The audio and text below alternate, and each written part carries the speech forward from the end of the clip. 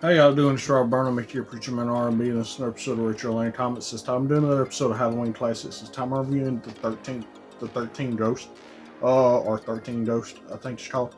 But anyway, what happens is it's about this man who's done lost his wife in a house fire. And she's died, and he's had to downsize his house, and he gets this lawyer that shows up that says that his uncle is dead and that he's done inherited all his uncle's money and everything. So they go to his uncle's mansion to live there. And whenever they get there, what they don't realize is this mansion's actually a cell for a whole about 12 ghosts are trapped inside this mansion, inside these cells of the basement of this mansion. And the man and his family starts realizing this whenever this guy that used to work for his uncle shows up and is trying to explain to him what's going on, what's happening. And he tells them to put on these special glasses where they can see the ghost, and they're able to see the ghost. Now they got to try to get out of here without being killed by these 12 ghosts. And what we find out later on in the movie is that this house was made for a ritual, and this ritual is to open up a gate to hell. That way, whoever opens this gate can go to the all-seeing eye that's supposedly in hell. And whenever they get this, knowledge is power, and it's the greatest evil, because no one's supposed to know everything that ever happens, and that's what this eye does.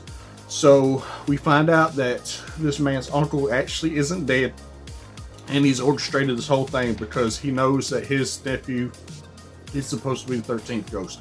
And what the 13th ghost is a ghost that sacrifices their life to save the ones that they love, where it's going to be a ghost made out of love. And that's the key to making this portal to hell work. So the uncle wants the nephew to do this. Nephew finds out the uncle's still alive, so they have their little fight. The ghost wind up getting free, capturing the uncle and throwing him into these spinning blades that the nephew's kids are trapped inside of. The nephew has to jump into the blades, and he jumps in just in time where he doesn't get cut. He protects his kids. All the ghosts escape. The guy who was helping them throughout this whole movie, he wound up dying in the movie, and it becomes a ghost and helps him out at the end of the movie.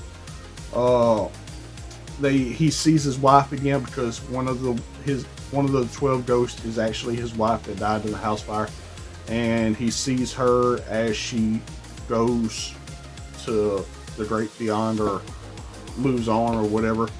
The other ghosts escape and they're out in the world again. But other than that, that's all that really happened. My question for y'all is, do y'all ever watch 13 Ghosts? What did y'all like about it? As always, Rob Brown will make your first sign out. Thanks for keeping us. This is Rachel in comments. It's been nice.